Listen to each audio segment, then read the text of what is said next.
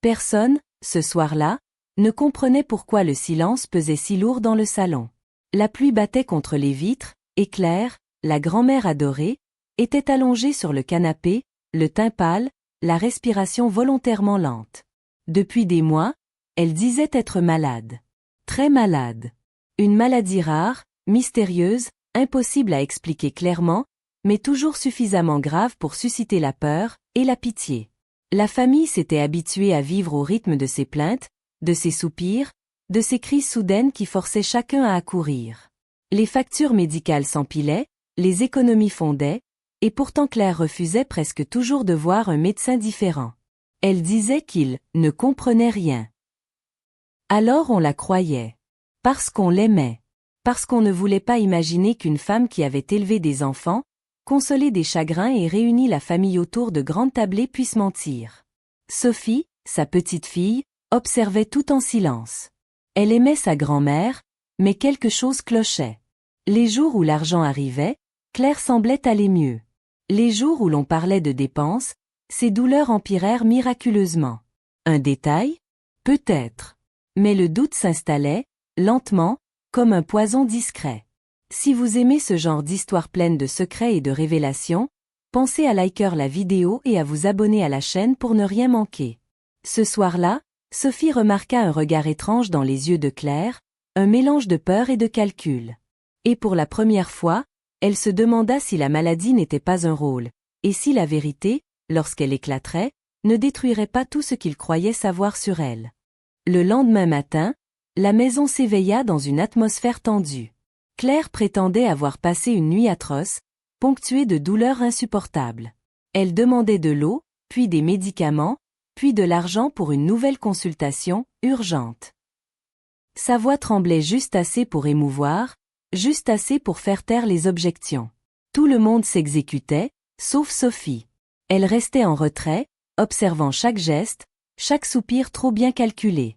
En aidant sa grand-mère à se lever, Sophie sentit un corps étonnamment ferme, presque énergique. Pas celui d'une femme au bord de l'épuisement. Claire retira rapidement son bras, comme si elle avait peur d'être démasquée. Plus tard dans la journée, alors que la famille était sortie faire des courses, Sophie revint seule, prétextant avoir oublié son téléphone. La maison était silencieuse. Trop silencieuse. Depuis le couloir, elle entendit un rire. Clair, franc, sans douleur. Le rire de Claire. Sophie s'immobilisa, le cœur battant. Elle s'approcha doucement du salon. Sa grand-mère était debout, téléphone à l'oreille, parlant d'une voix vive, presque joyeuse. Elle évoquait de l'argent reçu, des projets, des dépenses. Aucun gémissement. Aucune faiblesse. Sophie recula instinctivement, son esprit en ébullition. Était-ce une mise en scène depuis le début? Avait-on été manipulé si longtemps? En quittant la maison, elle remarqua une enveloppe entr'ouverte sur la table. À l'intérieur, des relevés bancaires récents. Des montants importants. Bien plus que ce que la famille pensait avoir donné. Quand la porte claqua derrière elle, Sophie comprit qu'elle venait de franchir un point de non-retour, et que découvrir toute la vérité risquait de briser bien plus qu'un simple mensonge. Toute la journée, Sophie eut l'esprit ailleurs. Les images du matin revenaient sans cesse. Ce rire, cette énergie, ces chiffres sur les relevés bancaires. Elle voulait se convaincre qu'elle avait mal interprété la scène, que la maladie pouvait connaître des rémissions étranges. Pourtant, au fond d'elle, le doute s'était transformé en certitude silencieuse. Quelque chose de grave se cachait derrière le visage fragile de Claire. Le soir, la famille se réunit autour de la table. Claire se plaignait à nouveau, décrivant des douleurs plus intenses que jamais. Elle parlait d'un traitement expérimental, très coûteux, qui pourrait enfin la soulager. Les regards se croisèrent. Chacun pensait à ses économies, à ses sacrifices. Sophie observa sa grand-mère avec une attention nouvelle. Chaque larme semblait tomber au bon moment, chaque soupir arrivait comme une note parfaitement placée. Après le dîner, Sophie se porta volontaire pour ranger la cuisine. Claire, prétendument épuisée, monta se coucher tôt. Dès que la maison se calma, Sophie monta à son tour, attirée par une intuition qu'elle ne pouvait ignorer. La porte de la chambre de Claire n'était pas complètement fermée. À travers l'entrebâillement, Sophie aperçut une valise sous le lit. Une valise neuve, bien trop luxueuse pour une malade ruinée par les frais médicaux. Quand Sophie se pencha pour mieux voir, un bruit de pas la fit sursauter. Claire était derrière elle. Son visage n'avait plus rien de faible. Ses yeux étaient froids, presque durs. Pendant une seconde interminable, aucune ne parla. Puis Claire esquissa un sourire lent, inquiétant, et murmura « Tu ne devrais pas fouiller là où ça peut te coûter cher. » À cet instant précis, Sophie comprit que le mensonge n'était pas seulement financier, et que sa curiosité venait peut-être de la mettre en danger. Sophie recula d'un pas, le cœur battant si fort qu'elle craignait que Claire ne l'entende. Elle balbutia une excuse maladroite, prétendant chercher une couverture. Claire la fixa longuement, comme si elle pesait chaque mot, chaque respiration.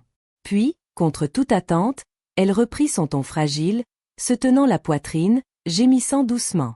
La transformation était si rapide qu'elle en devenait terrifiante.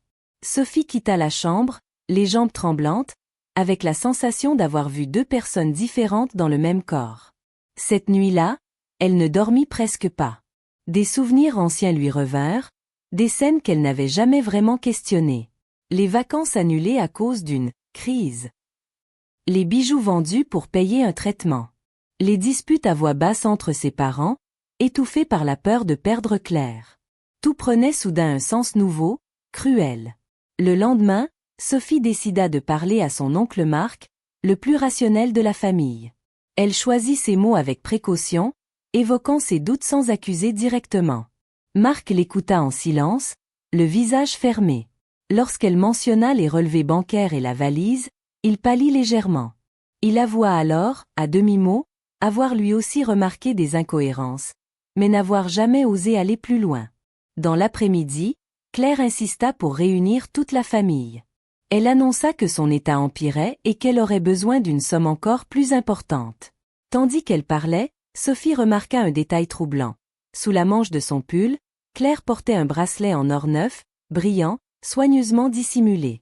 À cet instant, Sophie comprit que le piège se refermait lentement sur eux, et que la prochaine révélation risquait de forcer chacun à choisir entre la vérité et l'illusion rassurante qu'ils avaient protégée si longtemps. La tension devint presque palpable dans la pièce. Personne n'osait contredire Claire ouvertement, mais les regards avaient changé. Marc évitait désormais ses yeux, et Sophie sentait que quelque chose s'était fissuré. Claire, elle, continuait son récit dramatique, détaillant les risques, les douleurs à venir, et surtout l'urgence absolue d'agir. Sa voix tremblait, mais ses mains, posées sur ses genoux, restaient étonnamment calmes. Après la réunion, chacun se dispersa, écrasé par le poids de la décision à venir. Sophie monta dans sa chambre, mais son esprit refusait le repos. Elle savait qu'elle devait agir, même si cela signifiait trahir l'image sacrée de la grand-mère aimante. Plus tard dans la soirée, elle entendit Claire parler au téléphone, à voix basse, derrière une porte entr'ouverte. Elle évoquait des comptes, des virements, et une date précise, comme une échéance à ne pas manquer. Poussée par une impulsion irrépressible, Sophie sortit son téléphone et enregistra quelques secondes de la conversation. Chaque mot capturé résonnait comme une preuve dangereuse. Son cœur battait à tout rompre, consciente qu'elle franchissait une ligne invisible. Quand Claire raccrocha, le silence fut brutal, presque accusateur. Le lendemain, une lettre arriva par la poste, adressée à Claire. Une enveloppe épaisse, au papier luxueux. Sophie la vit disparaître rapidement dans le sac de sa grand-mère. Plus tard, profitant d'un moment d'absence, elle la retrouva dans la poubelle de la cuisine, une copie déchirée.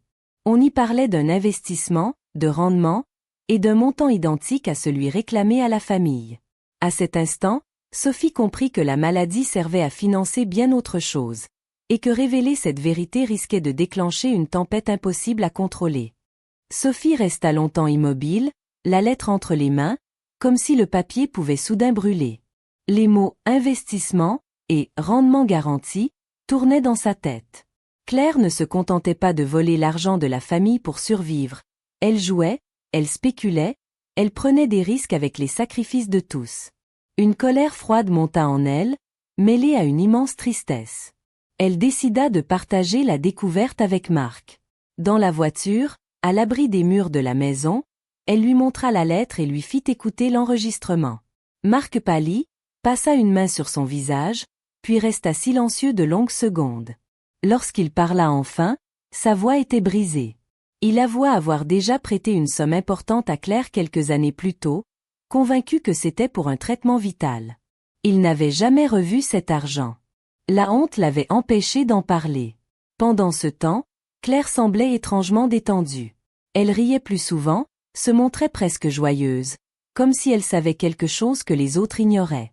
Sophie remarqua même qu'elle sortait plus fréquemment, toujours avec une excuse médicale prête à servir. Un après-midi, en rentrant plus tôt que prévu, Sophie la vit monter dans une voiture élégante, conduite par un homme inconnu, bien habillé, qui lui baisa la main avec familiarité. Le soir venu, Claire annonça calmement qu'elle devait partir quelques jours pour une clinique spécialisée. Elle demanda encore de l'argent, la voix douce, presque maternelle. Autour de la table, personne ne répondit tout de suite. Sophie croisa le regard de Marc. Il savait désormais que cette fois, quelque chose d'irréversible allait se produire, et que le départ de Claire cachait peut-être un plan bien plus sombre que tout ce qu'ils avaient imaginé jusque-là. Le départ de Claire eut lieu à l'aube, dans une atmosphère étrange, presque irréelle. Elle embrassa chacun avec une tendresse appuyée, laissant derrière elle un parfum de culpabilité et de mensonge. Lorsqu'elle franchit la porte avec sa valise luxueuse, Sophie sentit un poids se détacher de la maison, mais aussi une inquiétude nouvelle s'installer. Trop de choses restaient inexpliquées. Les jours suivants, la famille tenta de reprendre un semblant de normalité. Pourtant, chaque son du téléphone faisait sursauter tout le monde. Sophie et Marc se parlaient souvent à voix basse, échangeant leurs doutes, leurs peurs. Ils décidèrent finalement de vérifier l'existence de la clinique mentionnée par Claire. Après quelques appels, la réponse tomba, sèche et sans équivoque. Aucun patient à ce nom n'y avait jamais été admis. Le malaise se transforma en certitude douloureuse. Claire n'était pas malade. Pas comme elle l'avait prétendu. Sophie sentit une boule se former dans sa gorge, entre la colère et le chagrin. Comment une grand-mère pouvait-elle mentir ainsi, sans jamais flancher? Marc proposa alors de consulter un conseiller financier, pour comprendre où était passé l'argent. Les relevés qu'ils obtinrent étaient édifiants. Plusieurs comptes, des transferts réguliers, et un nom qui revenait souvent, celui d'un certain Laurent Dumas. Ce nom réveilla un souvenir flou chez Sophie. Elle se rappela un homme élégant, présent à une fête familiale des années plus tôt, présenté comme un vieil ami de Claire. À l'époque, personne n'avait posé de questions. Maintenant, tout semblait converger vers lui. Un soir, alors que Sophie rentrait seule, elle trouva un message vocal sur son téléphone. La voix de Claire, calme, presque amusée, lui disait simplement « Tu fouilles trop, ma chérie. Et certaines vérités font plus de dégâts que les mensonges. » Sophie comprit alors que Claire savait, et que le jeu venait de changer. Le message glaça Sophie jusqu'aux os. Claire savait. Elle avait toujours su. Chaque doute, chaque regard appuyé, chaque silence n'avait fait que nourrir sa méfiance. Cette prise de conscience rendit la situation encore plus dangereuse. Sophie hésita à parler aux autres du message, craignant de provoquer une panique inutile. Pourtant, garder le secret devenait insupportable. Marc proposa d'aller plus loin. Il avait retrouvé la trace de Laurent Dumas. Un homme discret, impliqué dans des placements financiers douteux, déjà cité dans des affaires jamais vraiment élucidées. Le lien avec Claire semblait désormais évident. Plus inquiétant encore, certains comptes étaient toujours actifs, alimentés récemment, après le départ de Claire. Elle continuait donc à agir, à distance, comme si rien ne pouvait l'arrêter. Une nuit, Sophie entendit du bruit au rez-de-chaussée. Des pas légers, une porte qui s'ouvre. Son cœur s'emballa. Elle descendit lentement, retenant sa respiration. La lumière de la cuisine était allumée. Sur la table, une enveloppe. À l'intérieur, une somme d'argent en liquide et un simple mot écrit de la main de Claire, « Pour ta discrétion ». La colère explosa en elle. Ce n'était plus seulement un mensonge, c'était une tentative d'achat du silence. Sophie comprit que sa grand-mère n'était pas prête à renoncer, qu'elle préférait corrompre plutôt que d'avouer. Elle referma l'enveloppe, les mains tremblantes, consciente qu'accepter ou refuser cet argent allait déterminer la suite des événements. Au même moment, Son téléphone vibra. Un numéro inconnu. Lorsqu'elle décrocha, une voix masculine murmura son prénom, comme s'ils se connaissaient depuis toujours, et lui proposa de se rencontrer pour tout expliquer. Sophie sut alors qu'elle venait d'être entraînée au cœur même du secret, et qu'il n'y aurait plus aucun retour en arrière. Sophie passa la nuit sans fermer l'œil, l'enveloppe posée sur la table comme une accusation silencieuse. Au matin, elle prit une décision. Elle n'accepterait pas l'argent. Le refuser serait dangereux, mais le garder ferait d'elle une complice. Elle appela Marc et lui raconta tout, l'enveloppe, l'appel, la proposition de rencontre. Marc insista pour l'accompagner, mais Sophie refusa. Quelque chose lui disait que cette confrontation devait se faire seule. Le rendez-vous eut lieu dans un café discret, loin du centre. L'homme l'attendait déjà. Laurent Dumas. Il avait ce calme troublant de ceux qui se sentent en contrôle. Il parla doucement, presque avec bienveillance, expliquant que Claire n'était pas une simple menteuse, mais une femme brisée par la peur de manquer. Il évoqua des années de solitude, une obsession de sécurité, et la maladie inventée comme un moyen de garder l'attention, et l'argent. Puis son ton changea. Il expliqua que certains investissements avaient mal tourné, que l'argent de la famille était désormais lié à des engagements dangereux. Si la vérité éclatait, Claire ne serait pas la seule à tomber. Il y a des gens qui n'aiment pas perdre, murmura-t-il. Sophie sentit un frisson la parcourir. Ce n'était plus une affaire familiale, mais un engrenage bien plus sombre. Avant de partir, Laurent posa une question simple. Êtes-vous prête à détruire votre famille pour une vérité qu'ils ne supporteront peut-être pas? Sophie resta seule, figée, comprenant que le choix qui l'attendait dépasserait tout ce qu'elle avait imaginé, et que quoi qu'elle décide, quelqu'un allait souffrir. Sophie sortit du café avec la sensation d'étouffer. L'air frais n'apaisa rien. Les paroles de Laurent résonnaient encore, lourdes de menaces à peine voilées. Sur le chemin du retour, chaque passant lui semblait suspect, chaque voiture trop lente derrière elle. Elle réalisa à quel point l'histoire avait dépassé le simple mensonge d'une grand-mère cupide. Désormais, des intérêts obscurs gravitaient autour de sa famille. En arrivant à la maison, elle trouva Marc assis dans le salon, le visage grave. Il venait de recevoir un appel de la banque. Un des comptes de Claire avait été vidé le matin même. Une somme énorme. Bien plus que tout ce que la famille avait jamais donné. Cela signifiait une chose, Claire préparait quelque chose. Un départ définitif, ou pire, une disparition organisée. Le soir même, un colis arriva sans expéditeur. À l'intérieur, un dossier épais contenant des photos anciennes, des contrats, et des lettres manuscrites.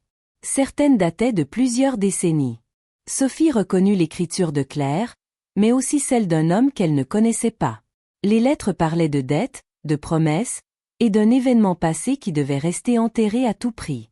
Au fond du dossier, une photo attira son attention. Claire, beaucoup plus jeune, tenant un enfant dans ses bras, un enfant qui ne ressemblait à aucun membre de la famille. Avant que Sophie ne puisse comprendre, son téléphone vibra. Un message bref, envoyé depuis un numéro inconnu. Si tu veux la vérité complète, viens seule. Ce soir. Et ne fais confiance à personne. Sophie leva les yeux vers Marc, puis vers la photo, comprenant que le secret de Claire ne concernait peut-être pas seulement l'argent, mais l'origine même de leur famille.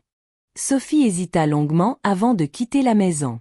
La photo restait gravée dans son esprit, ce visage d'enfant inconnu serré contre Claire, comme un secret trop lourd pour être porté seul. Elle la glissa dans son sac, sans prévenir Marc, puis sortit discrètement. La nuit était tombée, épaisse, presque oppressante. L'adresse indiquée dans le message menait à un ancien immeuble aux façades ternes, oublié du temps. À l'intérieur, une seule lumière était allumée. Sophie monta les escaliers, chaque marche résonnant comme un avertissement. La porte était entr'ouverte. Elle frappa doucement. La voix de Claire répondit, faible, mais ferme. En entrant, Sophie la trouva assise, droite, sans la moindre trace de maladie. Ses yeux étaient fatigués, mais lucides, débarrassés du masque qu'elle avait porté si longtemps. Claire ne nia rien. Elle parla lentement, comme soulagée. Elle avoua avoir simulé la maladie pendant des années, non par simple cupidité, mais par peur. Une peur ancienne, née d'une erreur commise autrefois, une décision qui avait changé le cours de sa vie. Elle désigna la photo. L'enfant était son premier fils, né d'une relation secrète, confié à d'autres pour éviter un scandale. Des années plus tard, cet enfant était revenu, sous une autre identité. Sophie sentit le sol se dérober sous ses pieds.